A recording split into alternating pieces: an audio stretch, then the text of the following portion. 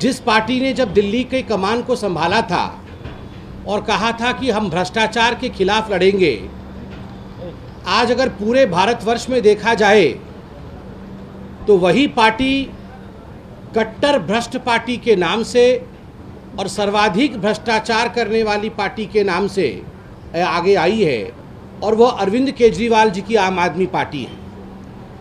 आज सुबह से हमने अखबार में देखा है कि एक महत्वपूर्ण विषय दिल्ली एक्साइज पॉलिसी को लेकर कई खुलासे जो हैं वो खुलासे आज अखबार के माध्यम से हुआ है। आज अखबारों से मालूम पड़ा है कि 2 लोगों को रिमांड पे कल लिया गया है। ये बड़े बिजनेसमैन हैं, ये अरविंद केजरीवाल जी के दोस्त माने जाते हैं, मनीष सिसोदिया जी के खास हैं।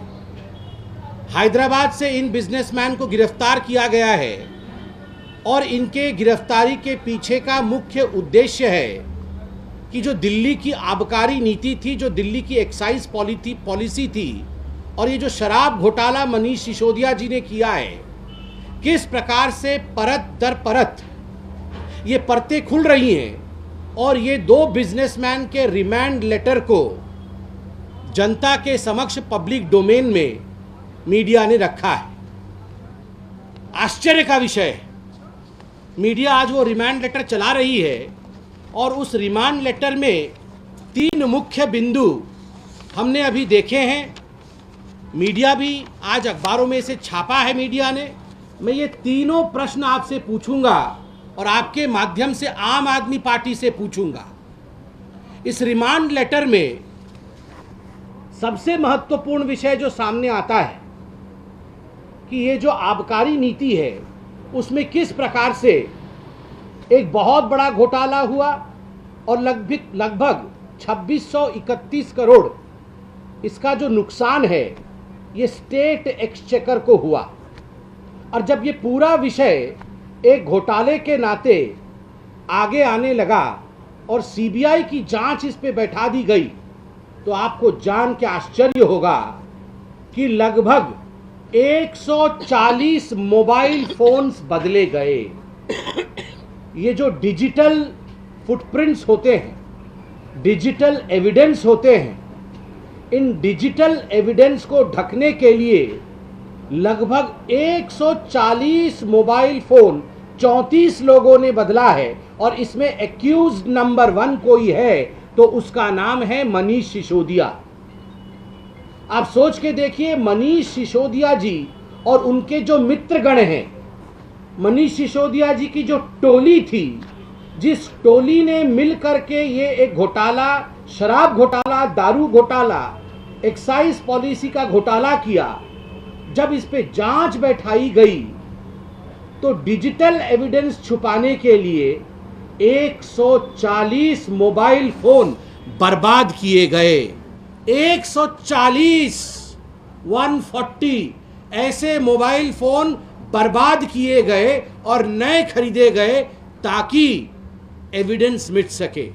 और बंधुगण, ऐसे 140 फोन पर मनीष सिसोदिया जी और उनके साथियों ने कुल मिलाकर के 1 करोड़ 20 लाख रुपए खर्च किए। 1 करोड़ 20 लाख रुपए इस प्रकार के 140 मोबाइल फोन। सोचिए, जो सादगी की कसम खाते थे, जो गारंटी लेते थे हम राजनीति में नहीं आएंगे, जो गारंटी लेते थे हम अपना खुद का घर नहीं बनाएंगे, जो गारंटी लेते थे हम जीवन भर ऑटो रिक्शा में चलेंगे, ऑटो में लटक लटक के आएंगे, हमारे पास तो मोबाइल फोन और हमारे पास लैपटॉप नहीं है, उस मनीष सिसोदिया ने अरविंद केजरीवाल के कहने पे ऐसा 140, देखिए जरा किसी का फोन आ रहा है, आएगा फोन, आएगा लोगों का, लोग जग गए हैं अब। 140 मोबाइल फोन इस तरह के डिस्ट्रॉय किए मनीष सिसोदिया जी ने, आप सोचिए। और केवल इतना ही नहीं, इसमें एक बहुत महत्वपूर्ण सवाल उठता है, nexus between the political persons, government officials and liquor manufacturers. और इसके अंतर्गत एक सवाल इस रिमांड लेटर में उठता है जो कि मीडिया ने पूछा है कि ये जो आबकारी नीति थी, दिस एक्साइज पॉलिसी, यह आबकारी नीति दिल्ली सरकार ने कब डिक्लेयर किया, इसे पब्लिक कब किया?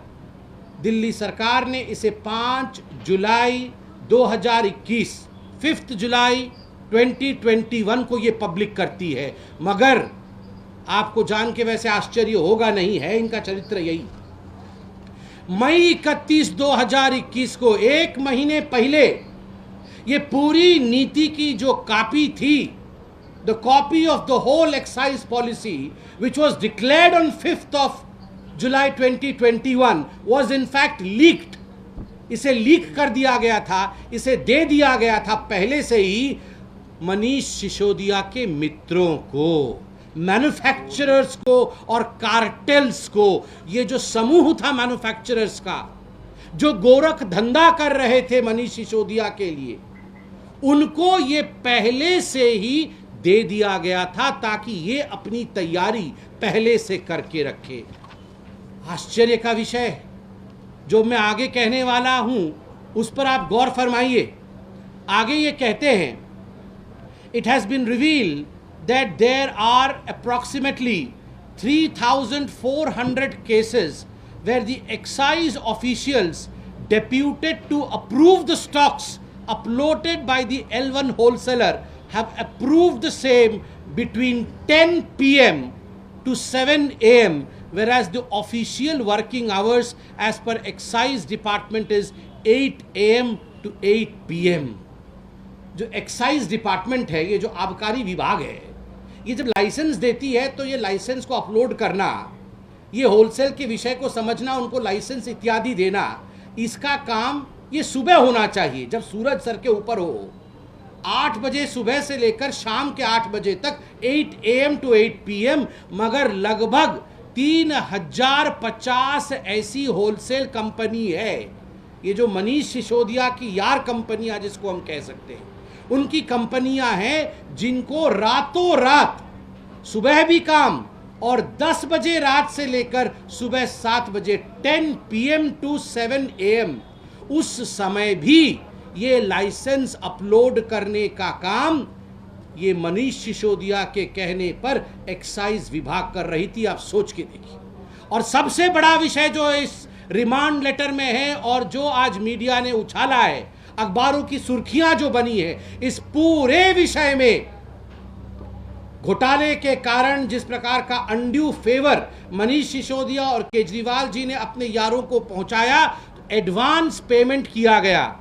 2 बिजनेसमैन गिरफ्तार हुए हैं और उनसे मालूम पड़ा है कि केवल 2 बिजनेसमैन से 100 करोड़ रुपए एडवांस पेमेंट लिया गया है। 100 करोड़ रुपए एडवांस पेमेंट। आप सोच के देखिए, 1 करोड़ 2 करोड़ 3 करोड़ नहीं, 2-3 करोड़ का ये तो मोबाइल फोन ही बदल लेते हैं। 100 करोड़ 2 कंपनियों से इन्होंने एडवांस पेमेंट लिया है, तो ये पूरा घोटाला कितना बड़ा होगा।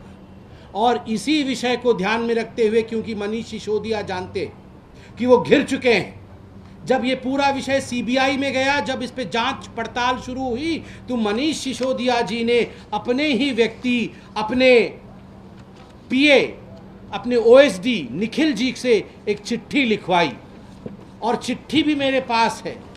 ये चिट्ठी लिखवाई उन्होंने। ये चिट्ठी कब लिखवाई? ये चिट्ठी लिखवाया है 30 सितंबर 2022 को। और इस चिट्ठी में सिसोदिया जी क्या चाहते हैं?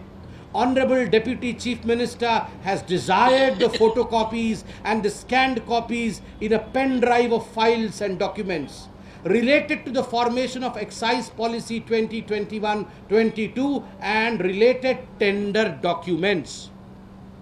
जब ये सारे फाइल्स एक्साइज पॉलिसी के, ये सारे फाइल्स जब सीबीआई के पास, ईडी के पास चले गए थे, जब एजेंसीज इनका जांच कर रही थी, तो क्या आवश्यकता थी कि मनीष सिसोदिया जी अपने ओएसडी के माध्यम से इन फाइल्स की प्रति मंगाए, वो भी पेन ड्राइव में। मनीष जी, यदि आपको फाइल्स की आवश्यकता थी, मनीष जी यदि आपको आवश्यकता थी कि आपने किस प्रकार से घोटाला किया है, वैसे आप तो जानते ही हैं, आप उसमें किसी प्रकार से फेर बदल करना चाहते थे, तो आप सीबीआई से फाइल मंगाते ना, आप ईडी को ये चिट्ठी लिखते आपने अपने ही मंत्रालय को चिट्ठी लिखा कि फाइल हमें दीजिए, जिसको कि कानून मंत्रालय को अंततोगत्वा बंद करना पड़ा। This reeks of the fact that Manish Sisodia very well knew that he has committed corruption, he has committed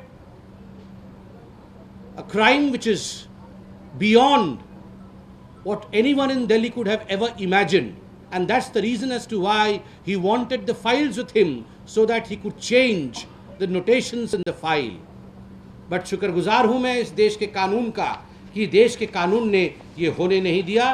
बंधुगण, बार बार भारतीय जनता पार्टी दिल्ली प्रदेश ने ये सवाल उठाए थे कि आपने किस प्रकार होलसेलर्स को रिटेल में आने दिया, आपने किस प्रकार कार्टेल बनने दिया आबकारी नीति में, और ये पूरा का पूरा खेल इल्लीगल तरीके से कार्टेल बनाने का था। कार्टेल का मतलब एक समूह होता है, एक ग्रुप होता है, और इस ग्रुप का काम होता है अपनी बेनिफिट देखना और स्टेट को चूना लगाना, टोपी पहनाना। स्टेट का पैसा कैसे इसके जेब में जाए। ये जो कार्टेल बना था, ये मनीष सिसोदिया जी के कहने पर कार्टेल बना था, शराब नीति के कार्टेल। और इस कार्टेल के कारण 100 करोड़ से अधिक रुपए मनीष सिसोदिया जी ने केवल 2 कंपनी से लिया है, और आपने बाकी स्टिंग ऑपरेशन इत्यादि देखा है। तो ये जो बहुत बड़ा घोटाला है, यह जिस प्रकार से अरविंद केजरीवाल और आम आदमी पार्टी ने किया है, आज यह प्रश्न भारतीय जनता पार्टी उठाती है। और अंत में मैं इतना ही कहना चाहूँगा, जहाँ तक गारंटी का सवाल है, जो वारंटी में है वो गारंटी क्या देंगे। जिन लोगों की खुद की आज वारंट चल रहे हैं, जिनके लिए आज करप्शन पे वारंट है, वो क्या गारंटी देंगे। जिन लोगों ने कहा हम सरकार में नहीं आएंगे, हम राजनीति नहीं करेंगे, गारंटी देते हैं वो अगले दिन पार्टी बना करके आए। जिन लोगों ने कहा हम गाड़ी नहीं लेंगे, गारंटी देते हैं उन लोगों ने गाड़ी खरीदी, आज सरकारी गाड़ी में घूम रहे हैं। जिन लोगों ने कहा हम सरकारी घर नहीं लेंगे, गारंटी देते हैं, उस गारंटी को उन्होंने पैरों तले रौंदा। जिन लोगों ने कहा हम भ्रष्टाचार की सफाई करेंगे, उन लोगों ने उस गारंटी को तोड़ करके आज भ्रष्टाचार की पराकाष्ठा को स्थान दिया है दिल्ली में। आज कट्टर बेईमान, कट्टर भ्रष्ट पार्टी बन के आम आदमी पार्टी उभरी है। इतना ही कह के मैं अपने वक्तव्य को समाप्त करूंगा। दिल्ली एनसीआर की हर छोटी बड़ी खबर जानने के लिए सब्सक्राइब करें अपना पसंदीदा चैनल TV9 दिल्ली एनसीआर। साथ ही बेल आइकन जरूर दबाएं, जिससे हर खबर सबसे पहले पहुंचे आप तक। फेसबुक पर हमें सर्च करें @TV9 दिल्ली एनसीआर। वहीं ट्विटर पर हमें फॉलो करें @TV9 दिल्ली एनसीआर पर, और इंस्टाग्राम पर हमें फॉलो करने के लिए सर्च करें @TV9 दिल्ली एनसीआर।